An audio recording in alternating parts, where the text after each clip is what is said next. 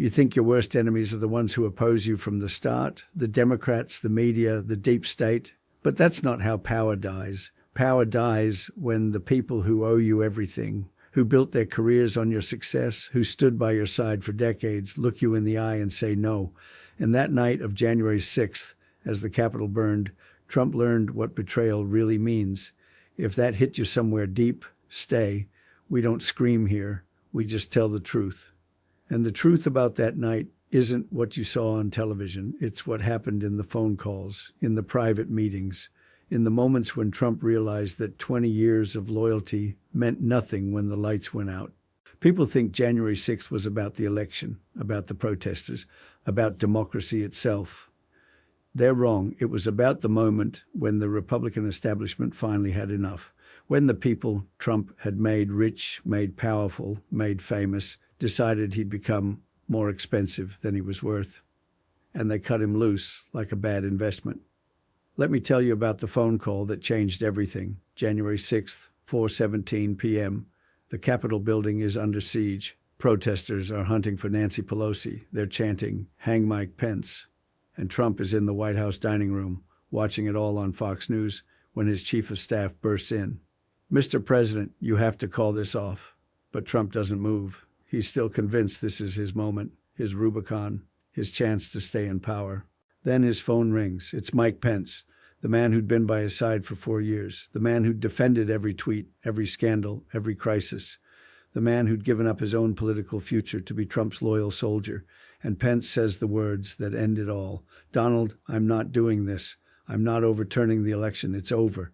Trump's response was pure rage. "Mike, you don't understand. If you don't do this, they're going to destroy us both." But Pence had already made his choice. "Then we'll be destroyed with our honor intact." Click. The line goes dead. And in that moment, Trump realizes he's not fighting Democrats anymore. He's fighting his own vice president, his own party, his own legacy. Because here's what Trump never understood. Pence wasn't just his vice president.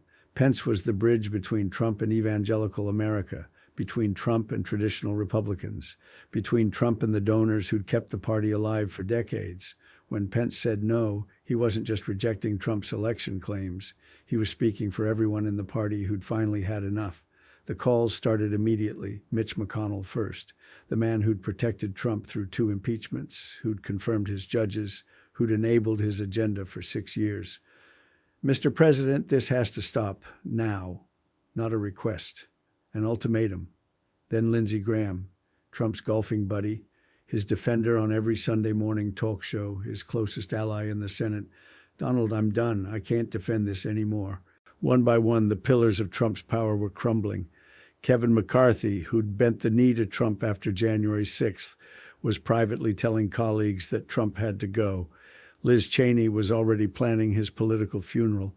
Even Tucker Carlson, his most loyal media defender, was texting Fox executives that Trump needed to be stopped. But the most devastating betrayal came from an unexpected source: Donald Trump Jr., his own son. In text messages that would later become public, Don Jr. was begging Mark Meadows to get his father to call off the protesters. He's got to condemn this shit ASAP.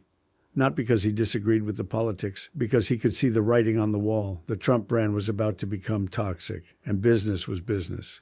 Within hours, the donors started pulling out. Sheldon Adelson's people were making calls. The Koch network was cutting ties.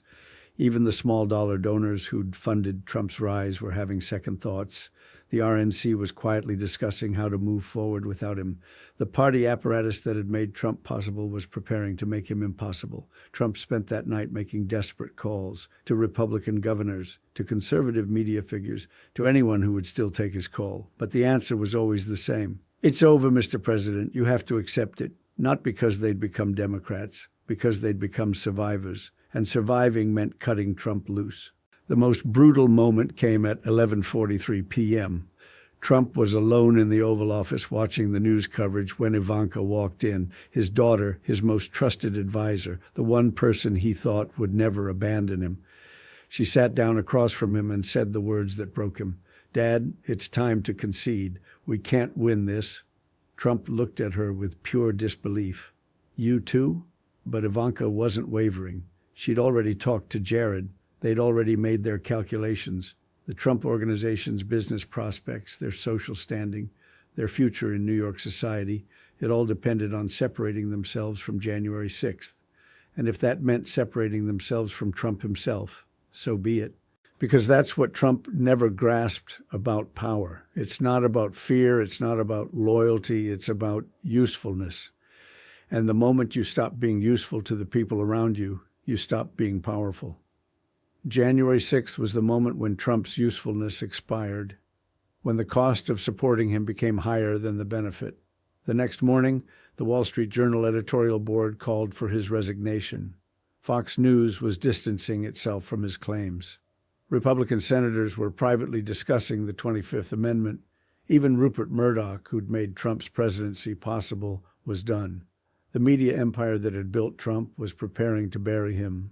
What killed Trump wasn't the protesters breaking into the Capitol. What killed him was the silence afterward, the silence from Pence, who refused to invoke the 25th Amendment but also refused to defend Trump. The silence from McConnell, who didn't call for Trump's removal but stopped taking his calls. The silence from the entire Republican establishment, who decided that the best way to deal with Trump was to let him fade away quietly. But Trump wouldn't fade quietly. He kept fighting. He kept claiming the election was stolen. He kept demanding loyalty from people who'd already moved on. And with each demand, with each tweet, with each rally, he made it clear that he didn't understand the new reality. He was no longer the leader of the Republican Party. He was its liability. The final insult came during his second impeachment trial. Republicans had the votes to acquit him. They could have closed ranks, defended their president, shown party unity. Instead, they used the trial as an opportunity to distance themselves from him. 7 Republican senators voted to convict, not because they thought he was legally guilty, because they wanted to send a message that the party was moving on. Even his own defense team was undermining him. They weren't arguing that Trump was innocent. They were arguing that he was irrelevant, that impeaching him was pointless because he was already finished. They were defending him by burying him. And Trump, watching from Mar-a-Lago, finally understood what had happened. He hadn't been defeated by Democrats. He'd been betrayed by Republicans. The people who owed him everything had decided he was worth nothing. The party he'd transformed in his image had decided to transform itself again, this time without him. The cruelest irony is that Trump had taught them how to do it. For 4 years, he'd shown them that loyalty was conditional, that allies were disposable, that power was about winning, not principles. And when he stopped winning, they applied those same lessons to him. He'd created the monster that destroyed him. January 6th wasn't the day democracy almost died. It was the day Trump's presidency actually died, not from external assault, but from internal abandonment. The people closest to him, the people who knew him best, decided he was no longer worth defending. And in politics, when your own people stop defending you, you're already dead. You just don't know it yet. But the betrayal went deeper than anyone realized. While Trump was focused on Pence and McConnell, the real knives were being sharpened in places he never expected. The Heritage Foundation, the conservative think tank that had provided the intellectual framework for his presidency, was already drafting position papers for the post-Trump era. The Federalist Society, which had given him his Supreme Court picks, was quietly discussing how to maintain conservative judicial power without Trump's chaos. Even his own Supreme Court justices were distancing themselves. Clarence Thomas, who'd been seen as Trump's most reliable ally on the court, watched as his own wife Ginny became a liability because of her involvement in election denial. Neil Gorsuch and Brett Kavanaugh, Trump's own appointees, were making it clear through back channels that they wouldn't support any legal challenges to the election results. Amy Coney Barrett, his final Supreme Court pick, refused to even meet with his legal team. The intelligence community, which Trump had battled for 4 years, saw January 6th as their vindication. CIA Director Gina Haspel, FBI Director Chris Wray, NSA Director Paul Nakasone, they all knew this was their moment to prove that Trump had been the threat they'd warned about. Within days of January 6th, intelligence briefings were being restructured to minimize Trump's access to sensitive information, not because he was leaving office in 2 weeks, because they no longer trusted him with national secrets. Corporate America moved even faster. Within 48 hours of January 6th, every major bank had frozen Trump Organization accounts.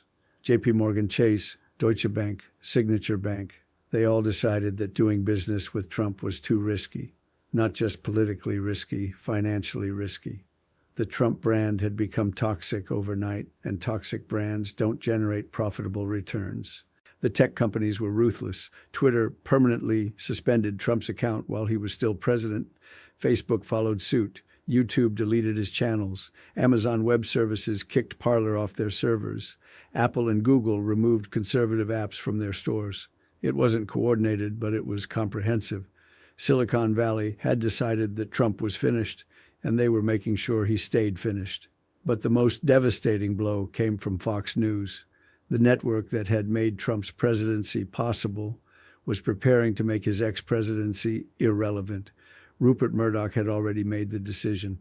Fox would pivot away from Trump and toward Ron DeSantis. Tucker Carlson would stop defending Trump's election claims.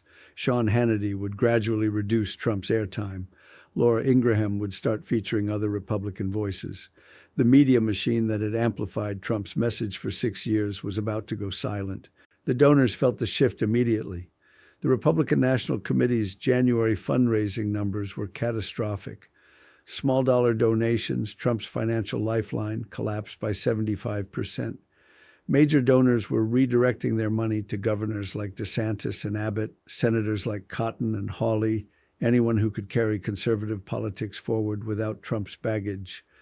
The financial engine of Republican politics was being rebuilt without Trump as its center. Internationally, the damage was immediate and irreversible. NATO allies who'd tolerated Trump for 4 years saw January 6th as proof that American democracy was fundamentally unstable. Angela Merkel, Emmanuel Macron, Justin Trudeau, they all began planning for a world where American leadership couldn't be taken for granted.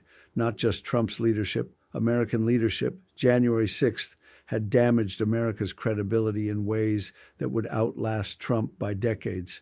The military establishment, which had endured 4 years of Trump's unpredictability, saw their opportunity to reassert civilian control over the Pentagon. Joint Chiefs Chairman Mark Milley, who'd been photographed walking with Trump after the Lafayette Square incident, was now openly discussing the military's oath to the Constitution, not to any individual president. Defense Secretary Chris Miller was coordinating with congressional leaders about preventing any military involvement in Trump's desperate schemes. Even Trump's own legal team was abandoning ship. Rudy Giuliani, who'd been Trump's most loyal defender, was facing disbarment proceedings and billion-dollar lawsuits. Sidney Powell was dealing with criminal investigations. John Eastman was being referred to ethics boards. The lawyers who'd enabled Trump's election denial were paying the price, and the lawyers who remained were advising him to accept reality. The evangelical community, Trump's most reliable voting bloc, was having its own crisis of conscience. Franklin Graham, Jerry Falwell Jr., Robert Jeffress, the religious leaders who'd provided moral cover for Trump's presidency, were all struggling to explain January 6th to their congregations. Some, like Pat Robertson, explicitly broke with Trump. Others simply went silent. The marriage between Trump and evangelical America, which had seemed unbreakable, was dissolving before their eyes. State-level Republicans moved fastest of all. Governors who'd been Trump allies began implementing election reforms designed to prevent future challenges to results. State attorneys general who'd supported Trump's legal challenges quietly withdrew from pending cases. Republican state legislators who'd questioned 2020 results suddenly found reasons to certify future elections without drama. The state-level infrastructure of election denial was being dismantled by Republicans themselves. What Trump discovered in those final weeks was that power in America isn't held by individuals. It's held by institutions. And those institutions, from the Supreme Court to corporate boardrooms to media companies to religious organizations, had decided he was too dangerous to defend. January 6th wasn't just an attack on the Capitol. It was a stress test of American institutions.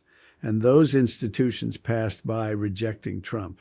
Life isn't a movie where loyalty lasts forever. It's a business where loyalty lasts as long as it's profitable. Trump built his career understanding that. But on January 6th, he forgot it, and it cost him everything. This video is for educational and motivational purposes. If you're struggling, consider speaking with a qualified professional.